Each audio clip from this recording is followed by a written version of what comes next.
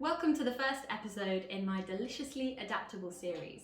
Today I am going to be making a chili, which I hope you are going to absolutely love. It is the ultimate chili. It is so adaptable. You can include whatever you like basically and take out things that you don't love or that disagree with you potentially. It's really nice, really easy. I think every time I make it, it comes out differently. So I'm gonna show you how I'm making it today, and I'll talk you through things that I've included and not included throughout it. So let's get started.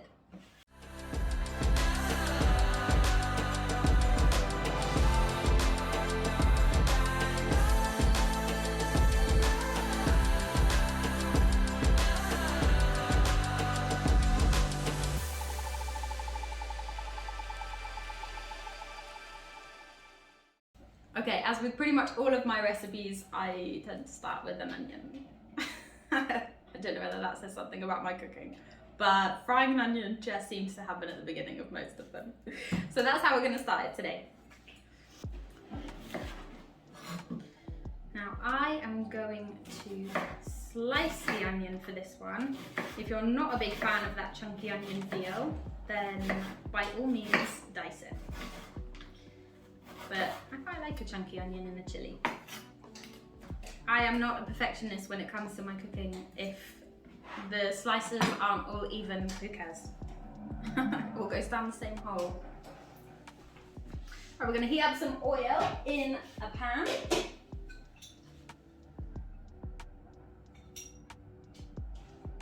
You want it on a medium to low heat. We don't want to burn the onions.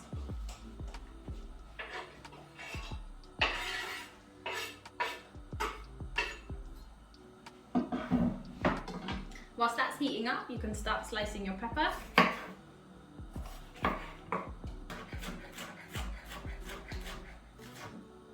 Those can go in at the same time. We're probably going to leave those sizzling away for about 5-10 minutes. It doesn't have to be exact. If you're on a short time scale, then by all means just chuck the rest of the ingredients in. It's really not going to be the end of the world and make much of a difference in taste. I think it's quite nice just to get them nice and soft. That's going to be your main difference. If you put the rest of it in now, they're going to be a little bit crunchier. Leave them to sizzle a bit longer, they're going to be nice and soft. Add a pinch of salt and give them a good stir to make sure that they're all coated in the oil. Right, I'm going to add 3 cloves of garlic. You can add 10 if you're a massive garlic fan. You can add none if you absolutely hate garlic or are allergic to it. It's totally up to you. Sometimes I add 2. It also depends on the size of the garlic cloves. Right, now this, I will give you a tip. If you crush the garlic first and then chop off the kind of crustier end bit, I find it peels so quickly, okay? So you're gonna give it a crush on that edge, and then as you chop that side off, will it work? The skin comes off with it. That is not 100% guaranteed. It does not happen every time, but it happens 99 times. Right, I'm gonna finally slice this. You can grate it if you want. This is not going in straight away because otherwise the garlic's gonna burn. You definitely wanna give your hands a wash after chopping garlic, otherwise they're gonna smell like garlic for the rest of the day. Right, now we wanna get some chilies as well. This is gonna be part of the flavour that we chuck in. Okay, so whilst that's simmering away, we're going to get all of the flavour stuff ready. I'm going to add 2 finger chilies that I get from the supermarket. I think they're quite consistent in heat, but you sort of need to learn which chilies you like, and you don't have to add chili at all, especially if you're not a fan of spice, and you can add 1 and you can de-seed it if you want to. Again, you need to know what you can tolerate. Spice is such I think a unique thing. And some people love spice, and some people don't love spice, and that's fine. I've made non-spicy chilies before, which seems ironic, but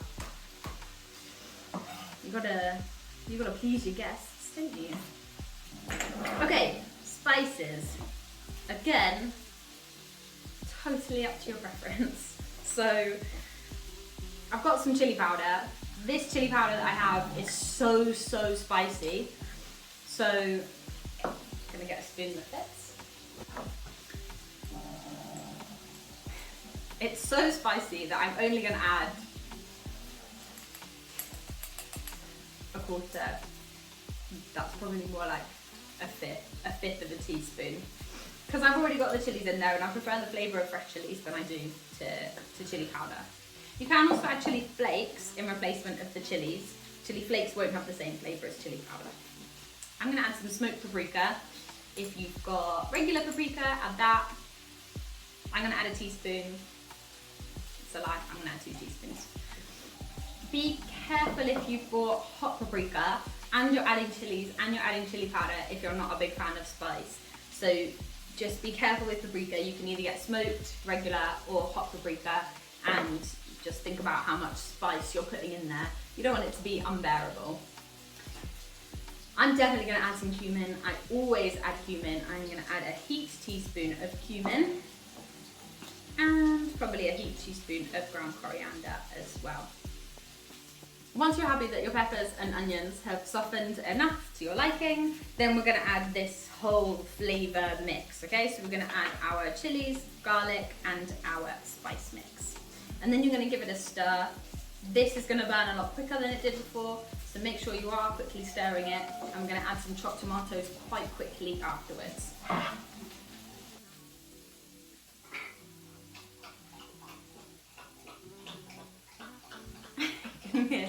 Here, Max, having a drink.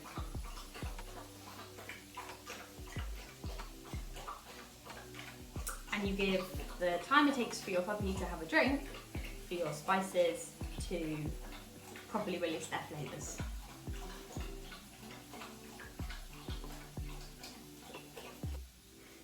I'm going to add some peeled plum tomatoes now. You can add chopped tomatoes, you can add passata if you want. It depends how thick you like it. I like the peeled plum tomatoes. I find the flavours a little bit better and I quite like the thickness. They will start to break down once they've cooked for a little while. Okay, so they're not going to stay really big and chunky. They will break down. They'll be quite easy to break up with a spoon.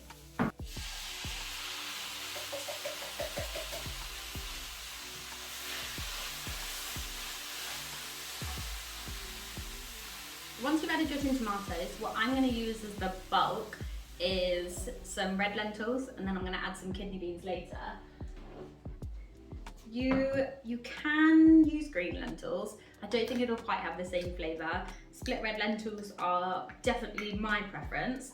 If you don't have lentils and you'd rather keep it sort of just vegetables, things like mushrooms, you could add courgettes to it if you wanted to, then by all means do that. You could even have just a bean chili, so you could have kidney beans, chickpeas, black beans, pinto beans, whatever you want to chuck in there instead of putting lentils in.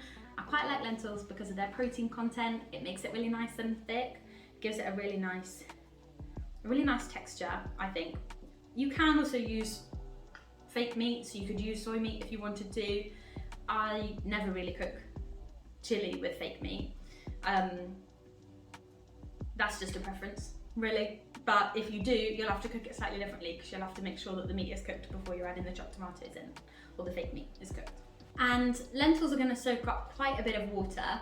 So what I usually do as a rule of thumb is I fill up the can of chopped tomatoes, the tin of chopped tomatoes, with water, and then I pour that in, and it gets all of the remaining tomato juice, so you're not wasting any of the tomato flavour, and it just generally works as an amount of water to put in.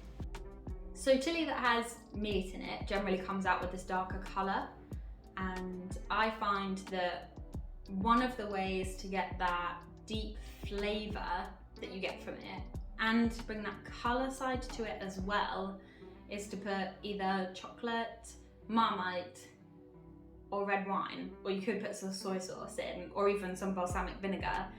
Anything with that sort of thick umami, slightly sweet. My favourite combination is Marmite and chocolate to put in there. So that's what I'm going to add, and I'm going to add that now. If you want to add red wine, then you want to add that earlier. You want to add that just after you've added the spices, to let the alcohol evaporate before you then start adding the rest of the flavours, and you could add the Marmite and chocolate then with a little bit of water as well.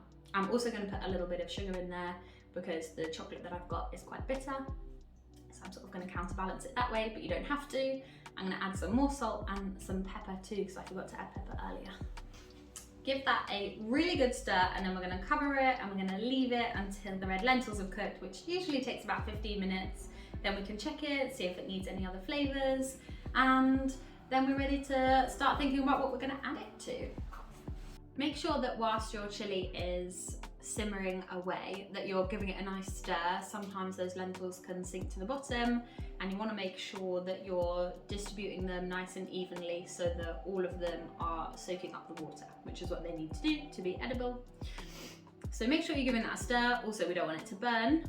And whilst it's simmering away, we can think about what we want to serve it with. So that is also one of my favourite things about chilli, is that there are so many different ways that you can eat it. You can have it with burritos, you can have it with a salad, you can have it with rice, you can have it with nachos. Today I have decided that I'm going to have it with some rice. So we're going to prep up a really nice chilli bowl, have some rice, put some salad on it. We'll think about some different toppings, especially different vegan toppings that are really nice to have with a chilli. And yeah, we're just going to make it really yummy and really delicious. So I'm going to give that a stir, and then I'm going to start prepping the rice. In all of this excitement over eating chilli, I've forgotten that we need to add some kidney beans. Now that doesn't matter, because kidney beans you can add 5 minutes before the end, so you can even prep that the day before, and if you still forget the kidney beans, then you can add that later. Again, like I was talking about before with the beans, instead of kidney beans I've added chickpeas before. I've added them both if I want to bulk it out because I'm serving more people. I've added black beans or pinto beans, whatever. Today I'm going with kidney beans, so I'm going to add those now before I start doing the rice, to give them time to heat up and absorb some yummy flavours. You want to make sure you've got a pan with a lid. Measure out enough rice for the amount of people who are eating.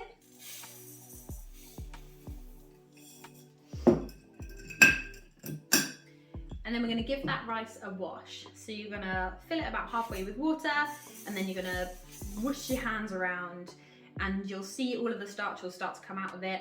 Drain that water through a sieve, or you can just sort of drain it slowly. And then do that 3 times, and you should find that the water's becoming clearer and that you've released all of that starchy stuff, which the starch is what's going to make it quite sticky. So this way we get quite fluffy rice that doesn't stick to each other. Once you've washed your rice, you're going to put that onto the hob on a medium to low heat. Add some oil of your choice, add a pinch of salt as well, give that a stir, and then leave that on a low heat whilst you are boiling the kettle.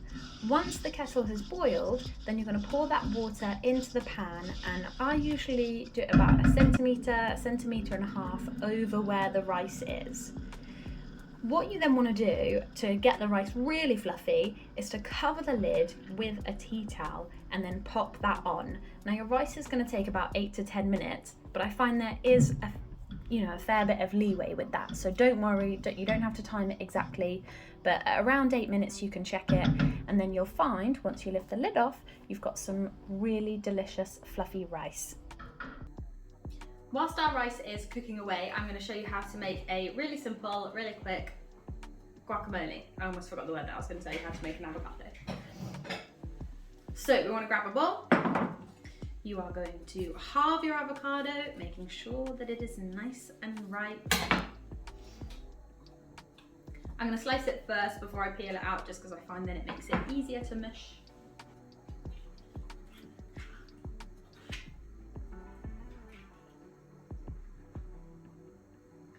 And then to mash it up, what I find easiest is if you get some of it on a spoon and then you mash that bit with the fork. I just find it's easier than trying to deal with it slip and sliding around a bowl.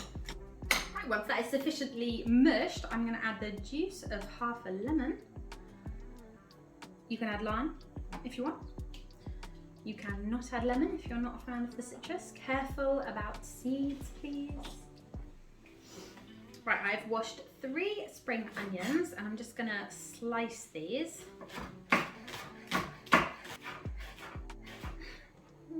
Little escape artists, spring onions are. Add those to your bowl. And add a pinch of salt. And a grind of pepper. Give that another stir.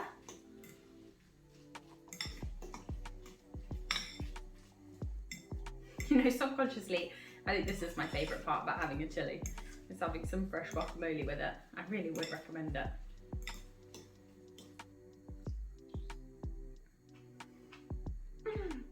That is so good. I could just eat that whole bowl. Right, leave that in the fridge if it's going to be a while. If you're getting ready to serve up your chilli soon, then don't worry about it. But it will go off quickly. So cover up, leave it in the fridge if you're not going to serve your chilli for another couple of hours or so, or even half an hour. To be fair, I'd keep it in the fridge. It's nicer when it's cold. Once all of your parts are ready, then we can plate it up into one delicious bowl of yumminess. So I'm going to add some rice. I'm going to serve up some of this delicious looking chilli. I'm going to add some lettuce, which I've added some lemon juice and olive oil to. A big scooping of guacamole, as we know this is my favourite part. I love to add some hummus. It adds a creaminess instead of something like sour cream, but if you find a dairy-free sour cream, then by all means do that. I've got some dairy-free cheese here, so some vegan cheese, which I'm definitely going to add on top. And then of course, it's not a chilli without adding some delicious jalapenos. Amazing. If you've got some fresh coriander, then by all means add that. Anything else you want to add to it, anything you don't want to add to it, it is yours. And that's what I love about cooking, is the recipe, they become your own, you know, they become what you love. And that's what makes food so comforting. So chilli is amazing. If you're having a party, you can have all of these pieces in the middle of a table and you just have a big thing of rice and a big thing of chilli, and people can help themselves. You could have some wraps there, some nachos, whatever it is that you want. I absolutely love a chilli. I hope you enjoy this because I know I'm about to. And yeah, thanks for watching. Make sure you subscribe to the channel and everything else. Bye now, because I'm gonna go enjoy this.